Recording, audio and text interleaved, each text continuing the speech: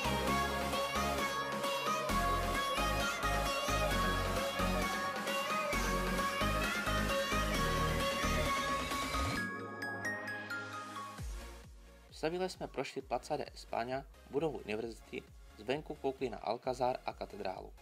Milovníci moderního umění mohou navštívit náměstí Plaza Mayor a ze spoda obdivovat turistickou atrakci Setas.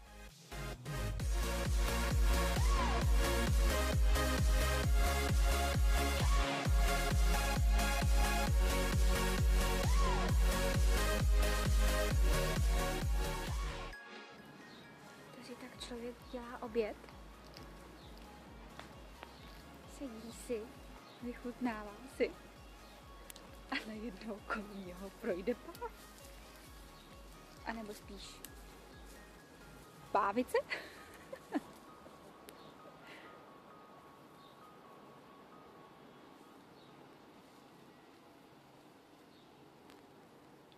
A zaparkoval nám tu bagr.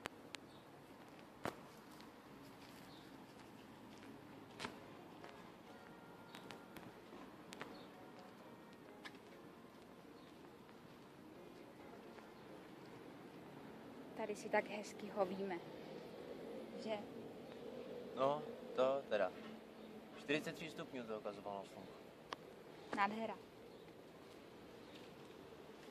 Do toho, jak mám zmrzlý nohavice, tak zradí a broukám tady nohavice. Dále nás už lákalo Portugalsko a tak jsme k němu po dálnici vyrazili. Před hranicemi jsme natankovali levnější benzín a pak jen stačilo přejet most. Hned pro začátek nás zmátl systém placení dálnic, kterému snad nerozumí ani Portugalci a dál jsme radši pokračovali po okreskách. Okolo města Albufeira jsou krásné pláže, které jsou lemovány skalami. Musíš říct už? Už. Už asi 10 sekund, co?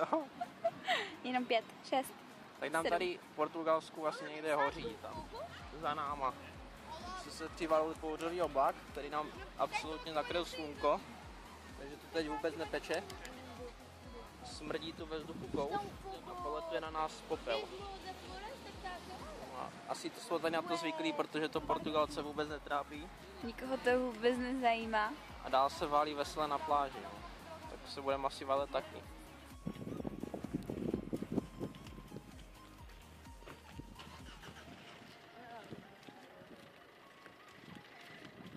To úplně vypadá, jak by to šlo k nám. A strašně moc lidí odjelo pryč. Pořád tady fouká popel.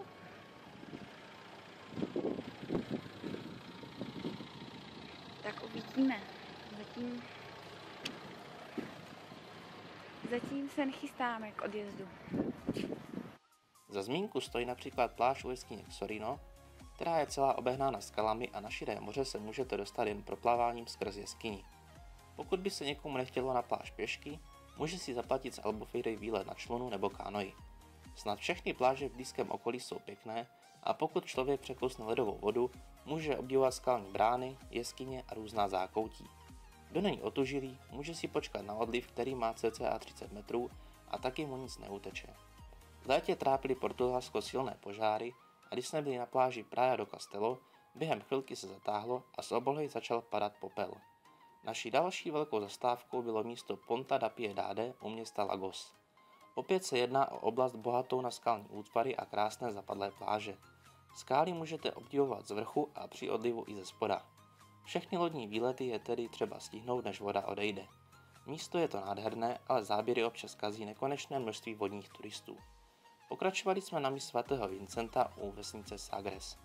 Tady vodáky určitě nenajdete. Z 50 metrů vysokých útesů můžete pozorovat, jak vlny Atlantiku naráží do skal a jakou má moře sílu. V kombinaci se silným větrem má toto místo opravdovou oceánskou atmosféru a můžete odtud koukat jak směrem na Ameriku, tak i na Afriku. Před větrem se dá schovat do areálu majáku, kde je i muzeum. Nás toto místo naprosto uchvátilo.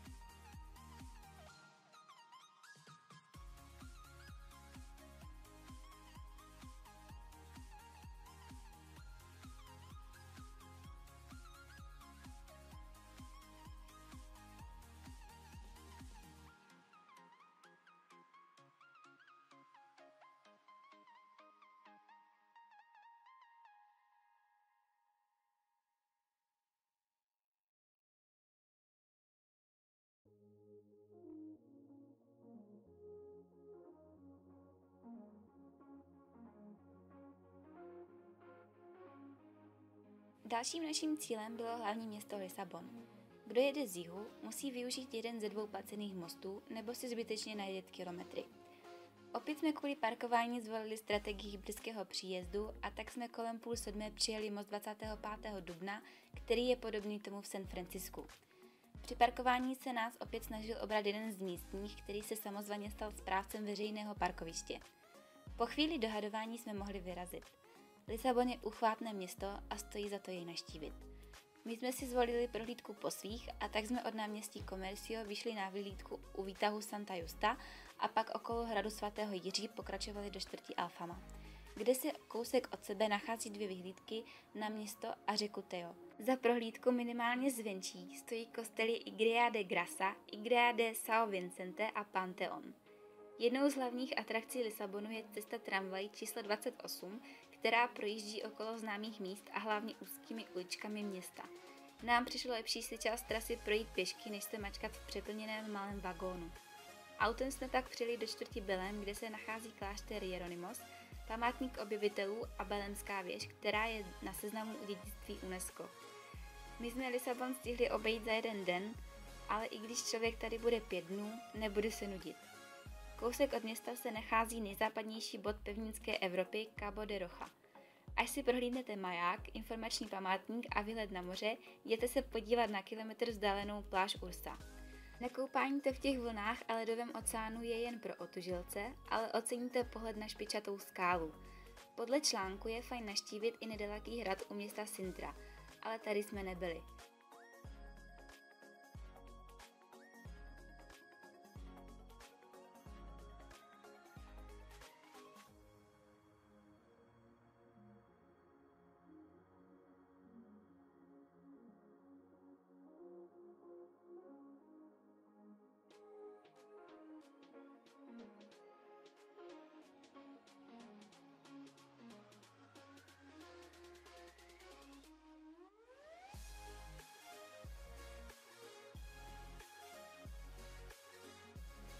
Místo toho jsme pokračovali na sever do Porta. Historické centrum města je úžasné. My jsme ho nejdřív viděli z vyhlídky a pak přes horní část mostu do Muis, po které jezdí i metro, prošli ke katedrále Sé de Porto. Odtud jsme pokračovali přes nádraží São Bento ke kostelu Clérigos, kde je vyhlídková věž. Na informacích jsme zjistili, že je ve městě knihkupectví, kde se natáčel Harry Potter. Za ty peníze a frontu nám to ale nestálo a tak jsme jen u vchodu nakoukli dovnitř.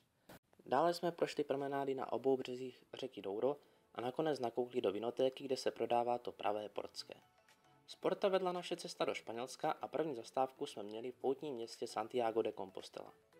Už po cestě jsme viděli spoustu turistů a namalovaných mušlí a až tady jsme konečně zjistili proč. Ve městě končí asi 8 poutních stezek, které sem přivádějí poutníky z různých stran. Cílem je katedrála, ve které jsou uloženy ostatky jednoho z Ježíšových apoštolů. Uvnitř je také zachovalé průčelí slávy, na které se stojí zvlášť 4hodinová fronta. My jsme šli rovnou prohlídnout klášter a jiné kostely.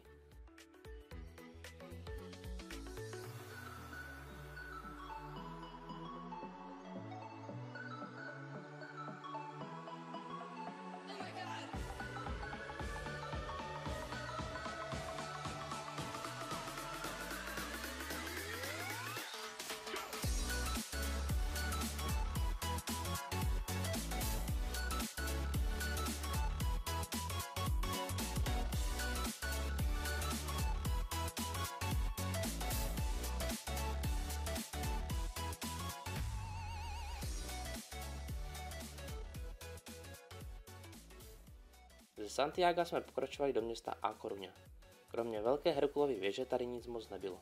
Určitě ale stojí za to navštívit pláž Catedrés u města Ribadeo. Bohužel až den před návštěvou jsme zjistili, že pro vstup na pláž je kvůli velkému množství návštěvníků nutná docela složitá internetová rezervace. Navíc bylo na dalších 5 dnů plno a tak jsme na pláž tajně pronikli nehlídanými bočními schody. Pláž je krásná, člověk může procházet skalními branami a nahlížet do jeskyní. Také koupání ve vlnách a docela teplé vodě tady stojí za to. Na prohlídku má člověk ale jen 5 hodin, protože pak přijde příliv a pláž zakryje voda. Je tedy dobré před výletem zkontrolovat časy přílivu a odlivu. Pokud si člověk zaplatí k pláži cestu autobusem z města Ribadeo, nemusí mít zajištěnou rezervaci.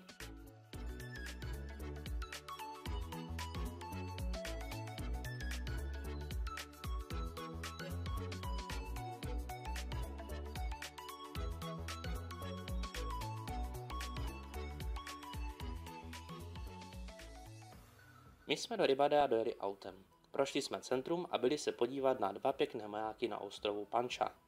Ve Španělsku jsou dálnice podél pobřeží většinou zadarmo a tak jsme mohli rychle pokračovat dál. Navštívili jsme město Gijón, kempovali ve vesnici Lastres, nechtěně projeli centrem Bilbaa a zastavili u výběžku Gastelu Gatxe. Krátkou procházkou jsme vyšlapali ke kostelíku na vrchol poloostrova, odkud je fajn výhled. Nejlepší pohled je ale ze schované vyhlídky za restaurací u parkoviště. Takhle by to jednou vypadalo, když by u Beskyd bylo moře. Serpentinami jsme přes zelené kopečky přijeli do městečka Lekeito na koupání. Oceán je tady teplý a vlny nejsou tak divoké, tak je to super. Při odlivu se tu dá vyjít i na malý ostrůvek na výhled. Cestou do Francie jsme se stavili ve městě San Sebastián. Asi by to bylo pěkné, když by všude policií nebyl cítit rozlitý alkohol, moč a kdo ví co ještě. Člověk musí do těch měst chodit odpoledne, až to stihnou uklidit a spláchnout vodou. Rychle jsme tedy vyšli k soše Ježíše a pak už ujížděli do Francie. Tady jsou na plážích u oceánu kvůli vlnám dost opatrní a tak jsme se mohli koupat jen ve plavčíky vymezeném prostoru. Trochu nás zmrzelo, že jsme neměli surf, abychom se mohli vyřádit. Naše další zastávka byla ve městě Bordeaux. Přijeli jsme v noci a zaparkovali v noční ulici. Asi po hodině spánku nás budil ženský křik, nějaké hlasy a pak přijeli policajti. Nevíme, co se dělo, ale celkem jsme se lékli. Ráno jsme vyrazili do centra. Začali jsme bazilikou Saint-Michel a podél vody pokračovali na náměstí Place de la Bourse. Nedaleko odtud je budova divadla a monument. Asi nejznámější památkou je katedrála svatého Ondřeje. Je tak velká, že se nám ani nevešla na fotku. Hned vedle je věž Pays Berland, na kterou jsme měli vstup zdarma. Výhled byl parádní, celé město jako na dlaní. Tak třeba teď mi stojíš na nohách a já se hýbu s nohama. To si vůbec nehýbu. Zahýbej se. Zahýbej nohama. Tak hýbu nohama. A teď se snažím zvednout celým tělem.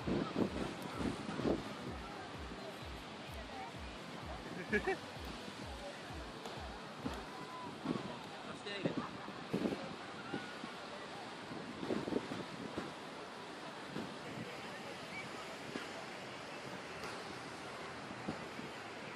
Vypadáš lehce zoufale. Já.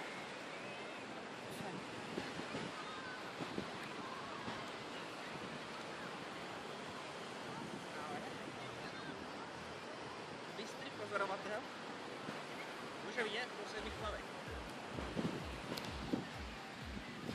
Teď.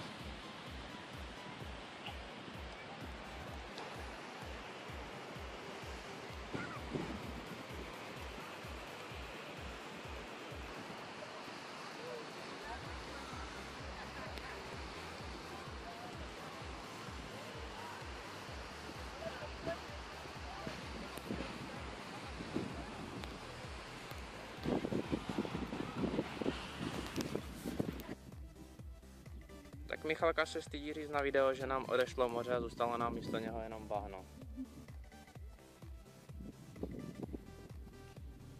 Tady máte toho stydlína. Je to debilní.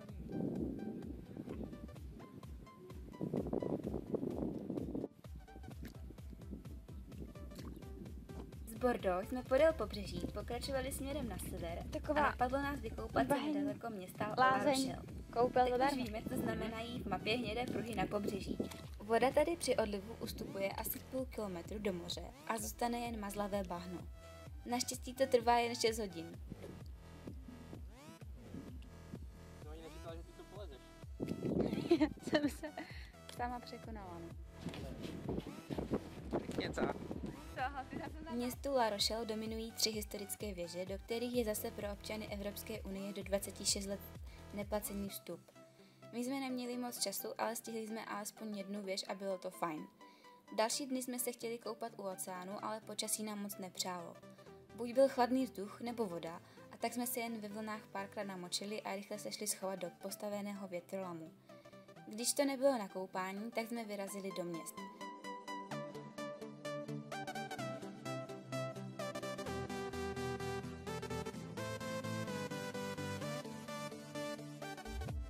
Cestou jsme měli Nantes, které je bránou do Bretaně. Mají tady pěkný zámek, na jehož boku je postavená kousačka. Na Nantes je super, že městem vede zelená čára, kterou když člověk sleduje, tak ho dovede k nejdůležitějším památkám.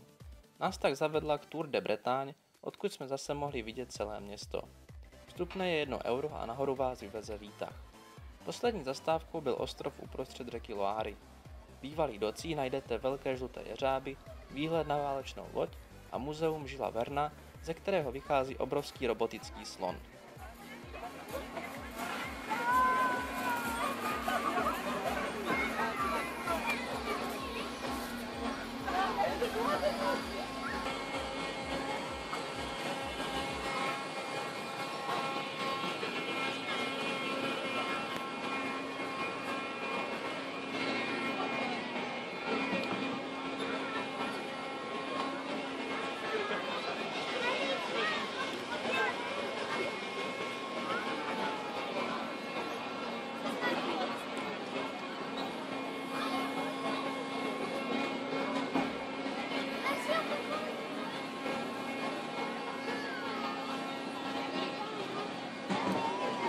Druhým městem, do kterého jsme vyrazili, bylo Rennes. Stejně jako v Nantes, i tady mají typické bretaňské domy z tmavého kamene. Krom toho tady mají katedrálu, pěknou budovu parlamentu a ulice, ve kterých stojí domy jako ze středověku a dost nakřivo.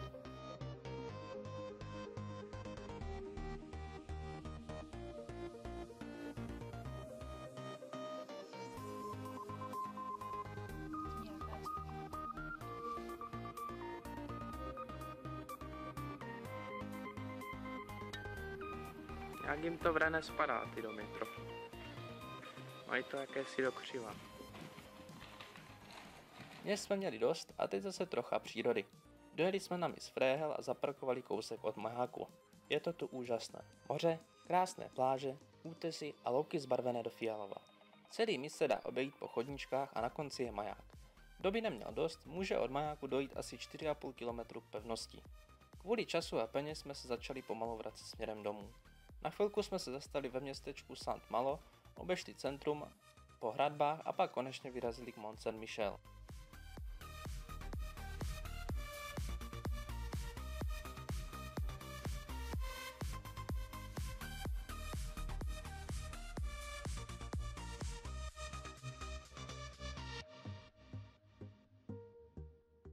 Tady už to není jako kdysi, že by si člověk musel hlídat příliv a odliv, aby se dostal bezpečně z ostrova zpět.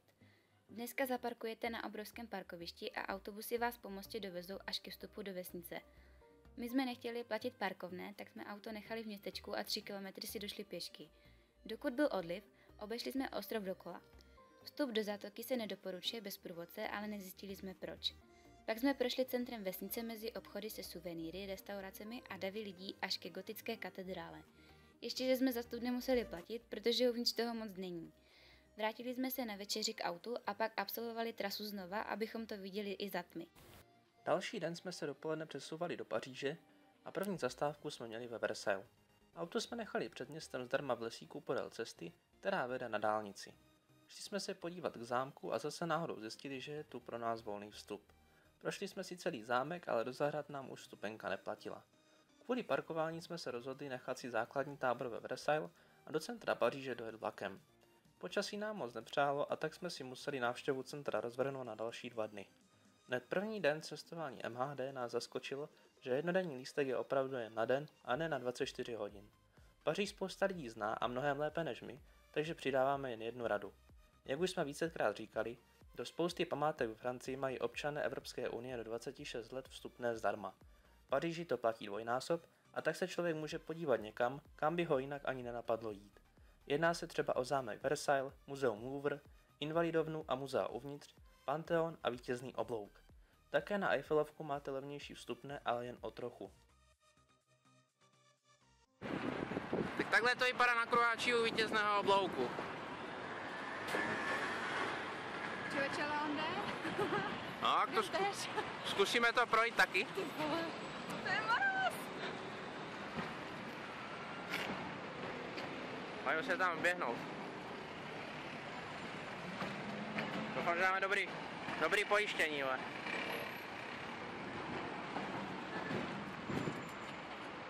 Byla naše šance.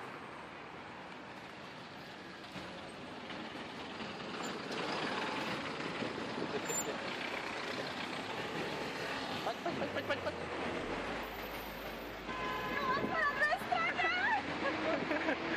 Náhodou nevěděli, kde teďkom jsme, tak jsme uvnitř vítězného oblouku.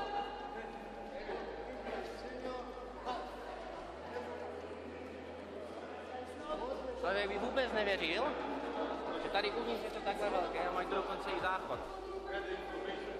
Někde dole. Takhle to vypadá zvenčí. My jsme teď asi nahoře. Půjdeme snad na vyhlídku, pokud nás to pustí. Tak my jdem.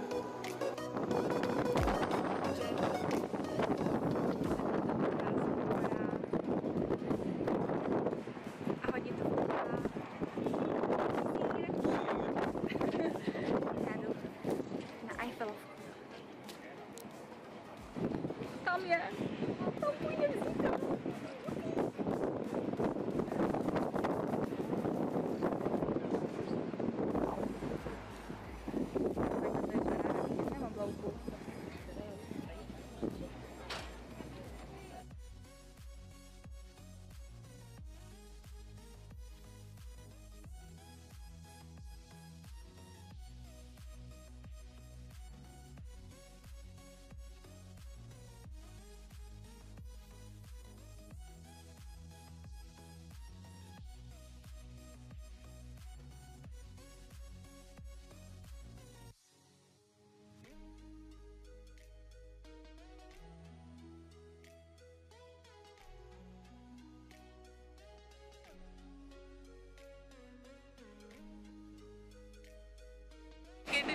No a teď to udělej tu svoji pózu.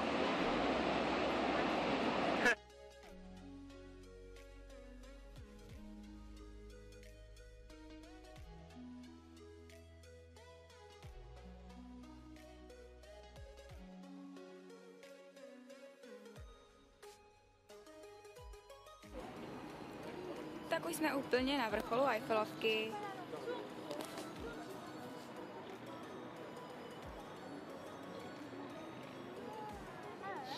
A jdou.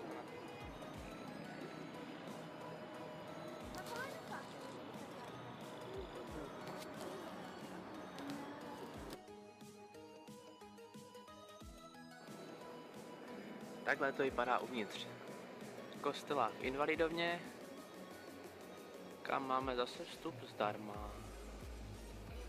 Ještě pár let.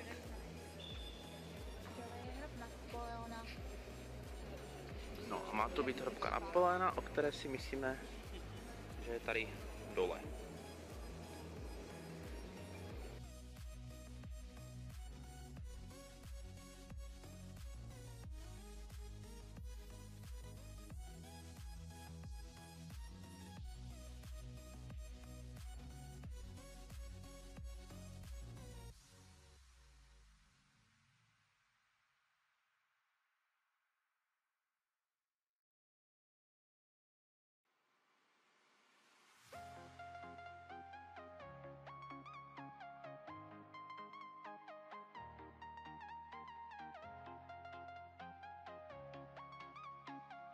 Pokud tedy můžete, vyrazte co nejdřív. Z celého města se nám asi nejvíc líbila noční Eiffelovka, která se v 9 večer rozblíkala jako vánoční stromeček. Tak jsme se dočkali. Svítí vám Eiffelovka. Romantickou atmosféru trochu kazí místní, kteří vám ve dne doslova cpou před obličej malé atrapy věže a večer zase předražený alkohol. Cestou domů jsme se na chvilinku stavili ve městě Metz, kde mají pěkné centrum a vůbec není přelidněné. Poslední zastávkou byl německý Norimberk. Zaparkovali jsme ve 2 hodiny ráno v centru a šli spát. Po 2 hodinách klidného spánku cítím, jak se otevírají dveře, ale Kuba se ani nehne. Potom, co otevřu jedno oko a dojde mi, že v autě nejsme sami, vyskočím strachy a nenápadne mě nic jiného než křičet. Kdybych aspoň křičela, jenomže já jsem ten den chytla chřipku a nemohla vydat ani hlásku. Chvíli jsme na sebe oba vyděšeně koukali, protože ani on netušil, že by v autě někdo mohl spát. Naštěstí se jen omluvil, pobral své kolo a ujížděl pryč. Kuba říkal, že statisticky se něco muselo stát, ale kdo by řekl, že to bude právě v poslední noc naší dlouhé cesty. Hranice do Česka jsme překročili odpoledne a 2.9. v noci dorazili domů. Návrat byl pro nás strašně těžký. Najednou kolem nás byly 4 stěny, voda na kafe byla uvařená za půl minuty a do postele si člověk jenom lehl. Sice jsme byli z cestování unavení a trochu nemocní, ale nadšení z návratu jsme taky nebyli. A to je celý náš výlet. A kolik nás to všechno stálo? Za benzín jsme utratili asi 24 000. Základní zdravotní pojištění na 2 měsíce stálo 1200, dárky a suvenýry jsme dali 1000, vstupy a jízdenky nás stály 4600 a projedli jsme nějakých 7500. Celkem za oba to tedy dělá 38 300. Ceny jsou samozřejmě zaokrouhleny. Člověk si taky musí uvědomit, že je zatím spousta práce. Hodně času strávíte plánováním, zháněním potřebných věcí a vymýšlením celé akce. V neposlední řadě to taky bylo spousta nervů a odříkání, ale stálo nám to za to.